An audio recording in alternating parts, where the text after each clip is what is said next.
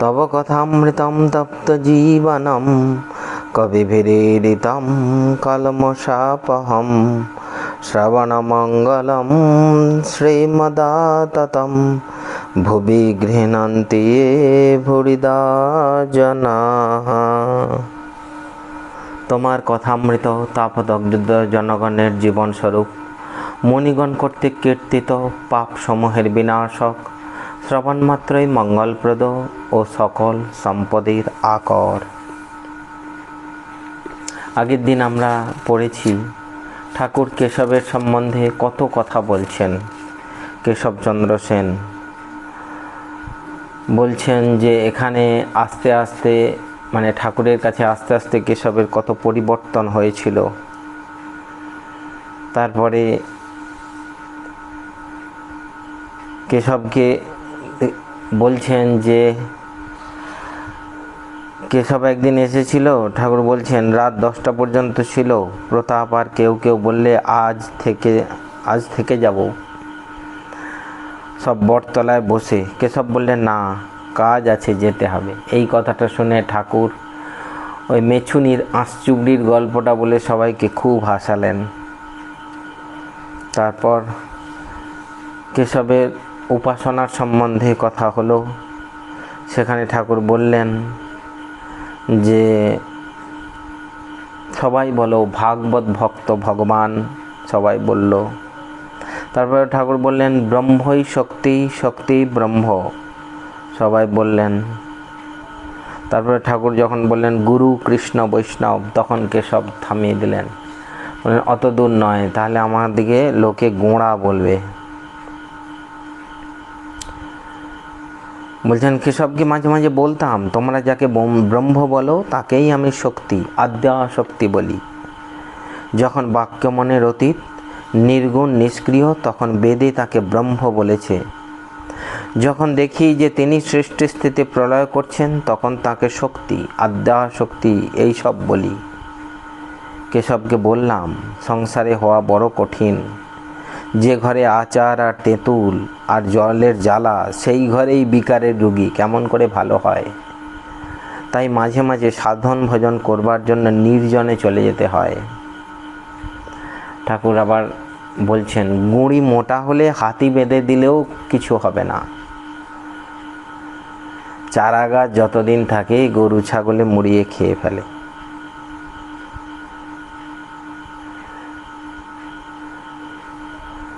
সেই জন্য চারা গাছে বেড়া দিতে হয়। তারপর ঠাকুর কেশবের কত সুখ্যাতি করছেন যে কুইন ভিক্টোরিয়া তার সঙ্গে বসে কথা কয়েছেন। আর সেই মানুষটা যখন সাধু দর্শন করতে আসতো তখন শুধু গায়ে, সাধু দর্শন করতে আসার সময় হাতে করে কিছু ফল নিয়ে আসতো। একেবারে অভিমান শূন্য হয়ে গেছিল। এটা বলতে বলতে অধরকে আবার বকুনি দিচ্ছেন, খুব বকুনি দিচ্ছেন যে আরও এগিয়ে যাও, আরও এগিয়ে যাও, যেখানে আছো সেখানে সন্তুষ্ট হয়ে থেকো না।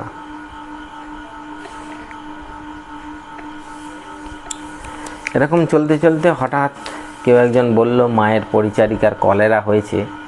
কথার প্রসঙ্গ সেই দিকে ঘুরে গেল। আর ঠাকুর শেষে বললেন যে শিব পূজা যেমন বলেছি সেই রকম করবে। ওই যারা ভক্ত বধূগণ এসেছিলেন তাদেরকে বললেন আর খেয়ে দিয়ে এসো, তা না হলে আমার কষ্ট হয়। আজকে আমরা 436 পৃষ্ঠায় পড়ব 29 পরিচ্ছেদ।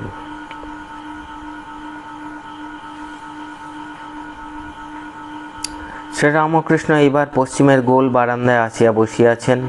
বন্দ্যোপাধ্যায়, হরি মাস্টার প্রভৃতি কাছে বসিয়া আছেন। বন্দ্যোপাধ্যায়ের সংসারে কষ্ট ঠাকুর সব জানেন।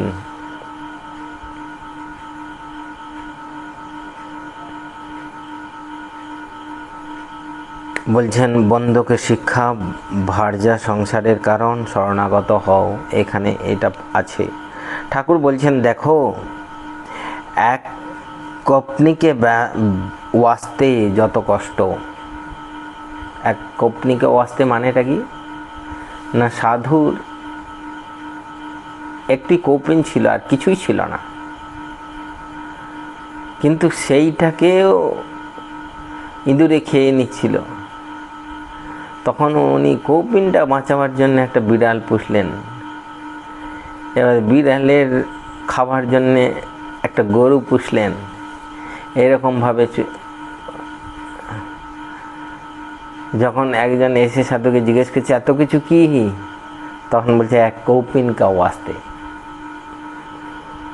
সেইটাই ঠাকুর বলছেন যে দেখো, এক কৌপিনকে ওয়াস্তে যত কষ্ট, বিবাহ করে ছেলে পুলে হয়েছে তাই চাকরি করতে হয়, সাধু কৌপিন লয়ে ব্যস্ত, সংসারী ব্যস্ত ভার্যা লয়ে, আবার বাড়ির সঙ্গে বনিবনাও নাই, তাই আলাদা বাসা করতে হয়েছে। সহাস্য। চৈতন্যদেব নিতাইকে বলেছিলেন, শোনো শোনো নিত্যানন্দ ভাই, সংসারী জীবের কভু গতি নাই।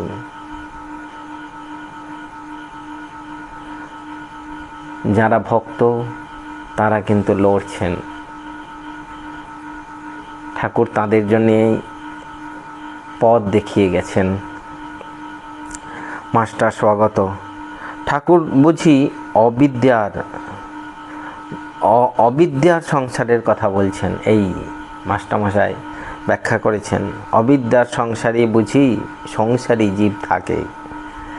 মাস্টারকে দেখাইয়া সহাসে, ইনিও আলাদা বাসা করে আছেন। তুমি কে না আমি বিদেশিনী। ঠাকুর মাস্টারমশাইকে দেখাইয়া বলছেন যে ইনিও আলাদা বাসা করে আছেন, বাবা মায়ের কাছ থেকে দূরে। তো আমি বলছি তুমি কে না বিদেশিনী, আর তুমি কে না আমি বিরোহিনী। সকলের হাস্য, বেশ মিল হবে। তবে তাঁর শরণাগত হলে আর ভয় নাই। এই ঠাকুর পথ বলে দিয়েছেন, তিনিই রক্ষা করবেন।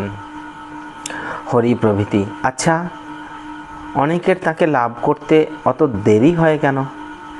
ঠাকুর বলছেন, কি জানো, ভোগ আর কর্ম শেষ না হলে ব্যাকুলতা আসে না।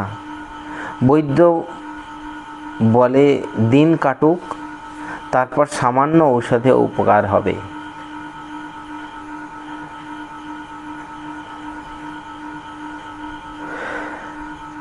নারদ রামকে বললেন, রাম তুমি অযোধ্যায় বসে রইলে রাবণ বধ কেমন করে হবে? তুমি যে সেই জন্য অবতীর্ণ হয়েছ। রাম বললেন, নারদ সময় হোক, রাবণের কর্মক্ষয় হোক, তবে তার বধের উদ্যোগ হবে। এই ঠাকুর সময়ের কথা বলছেন। ওই আগের ওষুধের কথাও তাই বলেছেন। ওষুধ দিলেই কি সঙ্গে সঙ্গে রোগ ভালো হবে? বৈদ্য তখন কিছুদিন অপেক্ষা করতে বলে। এখানেও তাই। হরি বলছেন, আচ্ছা সংসারে এত দুঃখ কেন? ঠাকুর তখন বলছেন, এ সংসার তাঁর লীলা খেলার মতো। এই লীলায় সুখ দুঃখ, পাপ পুণ্য, জ্ঞান অজ্ঞান, ভালো মন্দ সব আছে। দুঃখ পাপ এসব গেলে লীলা চলে না। চোর চোর খেলায় বুড়ি ছুঁতে হয়, চোর চোর খেলায় বুড়িকে ছুঁতে হয়।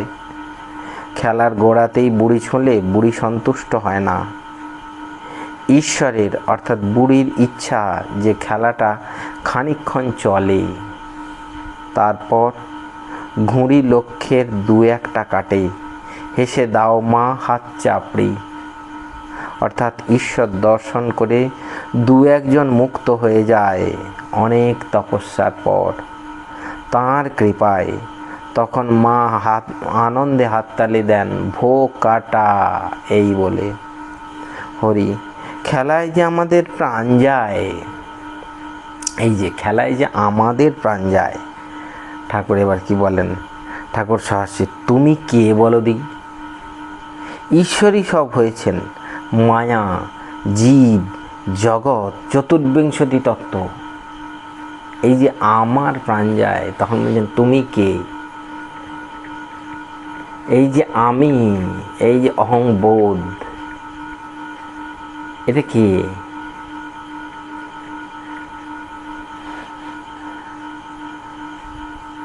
যখন তাকে জানা যাবে তখন মনে হবে যে তিনিই সব, আমি কিছুই নয়।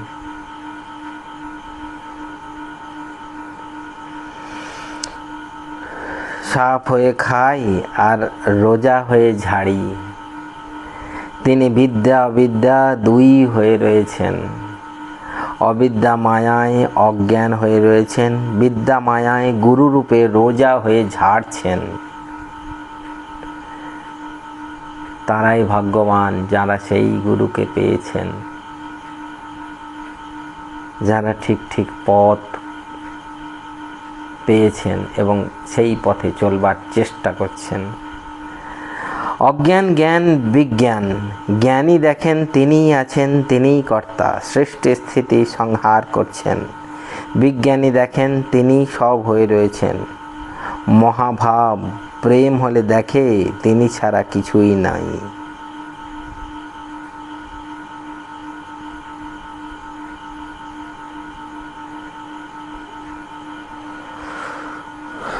এখানে শ্বেতাশ্বতর উপনিষদের অংশটা তোলা আছে। ত্বং স্ত্রী ত্বং পুমানসি ত্বং কুমার উতবা কুমারী ত্বং জীর্ণ দণ্ডেন বঞ্চসি ত্বং জাতো ভবসি বিশ্বতো মুখঃ। বলছেন ভাবের কাছে ভক্তি ফিকে, ভাব পাকলে মহাভাব, তারপর প্রেম। বন্দ্যোপাধ্যায়ের প্রতি, ধ্যানের সময় ঘণ্টার শব্দ এখনো কি শোনো? বন্দ্যোপাধ্যায় বলছেন রোজ ওই শব্দ শোনা, আবার রূপ দর্শন, এরাই ভাগ্যবান। একবার মন ধরলে কি আর বিরাম হয়? ঠাকুর সহাস্যে বলছেন হ্যাঁ, কাঠে একবার আগুন ধরলে আর নেবে না। ভক্তদের প্রতি, ইনি বিশ্বাসের কথা অনেক জানেন। বন্দ্যোপাধ্যায় বলছেন আমার বিশ্বাসটা বড় বেশি। ঠাকুর বলছেন কিছু বলো না। বন্দ্যোপাধ্যায় বলছেন একজনকে গুরু গাড়ল মন্ত্র দিয়েছিলেন আর বলেছিলেন গাড়লই তোর ইষ্ট। গাড়ল মন্ত্র জপ করে সে সিদ্ধ হলো। ঘেসুড়ে রাম নাম করে গঙ্গা পার হয়ে গেল। ঠাকুর তখন বলছেন তোমার বাড়ির মেয়েদের বলরামের মেয়েদের সঙ্গে এনো। বন্দ্যোপাধ্যায় বলছেন বলরাম কে? ঠাকুর বলছেন বলরামকে জানো না? বোসপাড়ায় বাড়ি। সরলকে দেখিলে শ্রীরামকৃষ্ণ আনন্দে বিভোর হয়েন। বন্দ্যোপাধ্যায় খুব সরল, নিরঞ্জনকেও সরল বলে খুব ভালোবাসতেন। ঠাকুর এই সময় বলছেন মাস্টারের প্রতি, তোমায় নিরঞ্জনের সঙ্গে দেখা করতে বলেছি কেন? সে সরল, সত্য কিনা এইটি দেখবে বলে।